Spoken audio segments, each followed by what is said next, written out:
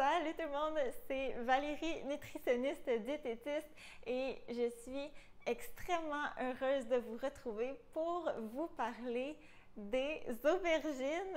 C'est un légume que j'ai vraiment appris à aimer à travers les années, particulièrement depuis 2 ans avec mon jardin. J'ai eu beaucoup de succès avec différentes variétés. Alors aujourd'hui, je vous donne brièvement 3 raisons nutritionnelles de les ajouter plus souvent à votre menu. Et bien sûr, je termine en vous partageant mes 8 recettes santé préférées. Si c'est du contenu qui vous intéresse, pensez à vous abonner à ma chaîne et c'est parti avec l'atout numéro 1. Les aubergines sont riches en antioxydants, surtout des acides phénoliques et des anthocyanes. Et ces antioxydants-là vont entre autres nous protéger contre les dommages reliés à l'accumulation de radicaux libres. Ensuite, deuxième avantage, les aubergines contiennent plusieurs vitamines et minéraux. À titre d'exemple, une tasse d'aubergine cuite est une source de manganèse, de cuivre, de thiamine et de vitamine B6. Et finalement, vous vous en doutez probablement, les aubergines, comme les autres légumes, sont une source de fibres. Les fibres alimentaires vont notamment contribuer à une meilleure santé intestinale, vont augmenter le pouvoir satiétogène de vos repas, puis entrer dans la prévention de certaines maladies. Et maintenant, comme promis, on poursuit avec mes 8 recettes santé à base d'aubergines. Comme toujours, les liens pour les recettes vont être en barre de description si vous désirez les reproduire. Et on commence avec les pizzas d'aubergines. C'est une recette vraiment facile, mais tellement savoureuse.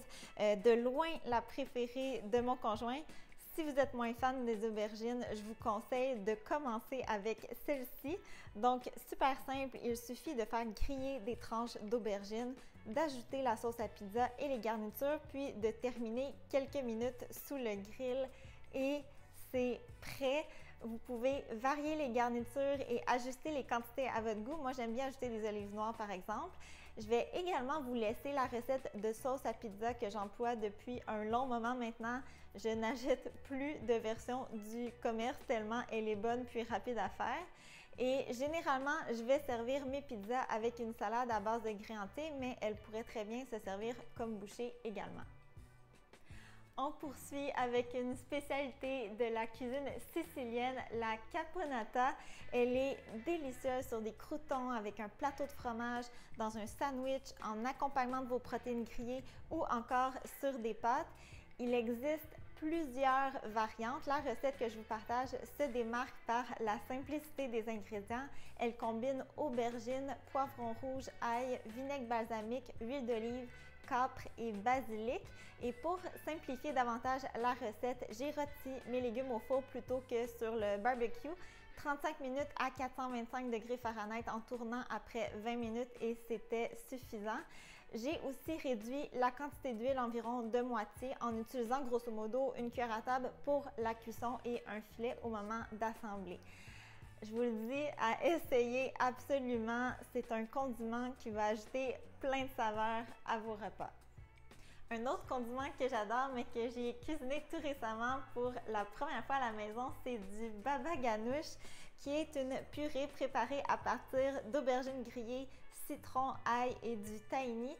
Et c'est très simple à faire et elle s'utilise de la même façon que le hummus avec des pitas, craquelins, crudités dans des sandwichs ou encore j'aime beaucoup l'intégrer à mes bols repas.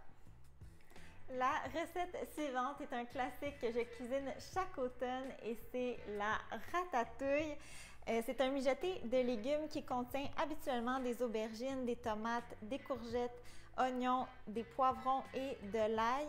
C'est un plat tellement réconfortant et super versatile. Je vais la servir comme légume d'accompagnement dans des pâtes, sur une pizza, dans une omelette ou encore j'aime ajouter une conserve de pois chiches pour en faire un repas.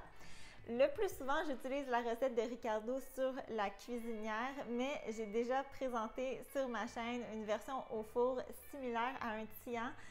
Définitivement plus long à faire, mais qui donne un résultat complètement spectaculaire. Pour la 5e recette, on reprend un classique de la cuisine italienne, la sauce puttanesca. À la base, c'est une sauce riche en saveurs qui contient entre autres des tomates, ail, piment fort, capre et olives. Bien entendu, dans cette version-ci, on y intègre des petits cubes d'aubergine et de mon côté, j'aime bien ajouter aussi une conserve de pois chiches pour compléter le repas. La recette suggère de servir la sauce sur de la courge spaghetti qui est une alternative de saison super intéressante, mais sur des pâtes, c'est tout aussi délicieux. La prochaine recette, c'est des aubergines asiatiques au miso. C'est un accompagnement qui fait changement et qui demande peu de temps de préparation.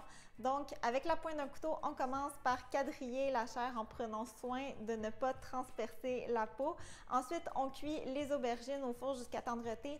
20 à 25 minutes, c'est habituellement suffisant pour des aubergines plus allongées.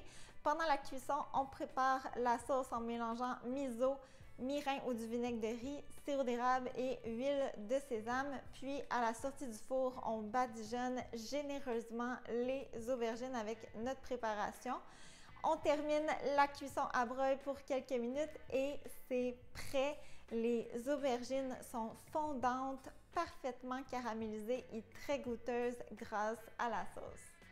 Comme 7e recette, je vous propose un poulet Colombo. C'est un plat que j'ai réalisé à plusieurs reprises déjà. Les aubergines sont mijotées longuement dans la sauce et elles deviennent fondantes et très parfumées grâce au mélange d'épices. Vraiment un repas parfait pour les journées plus froides à venir.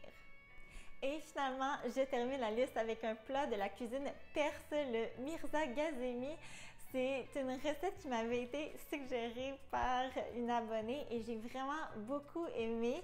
Donc, les aubergines sont cuites sur le grill jusqu'à ce que la peau soit noircie et la chair tendre. Le goût fumé doit être vraiment intéressant avec le barbecue, mais encore une fois, j'ai plutôt opté pour la cuisson au four, 450 degrés Fahrenheit pendant 45 minutes en tournant à mi-cuisson et c'était parfait. Ensuite, la chair est cuite avec le reste des ingrédients et moi, j'ai servi avec un œuf miroir sur le dessus et du riz. C'est vraiment surprenant, très différent de ce que j'ai l'habitude de cuisiner. Les ingrédients sont très simples, mais ensemble, ça donne vraiment un plat très savoureux. Et c'est déjà tout pour aujourd'hui.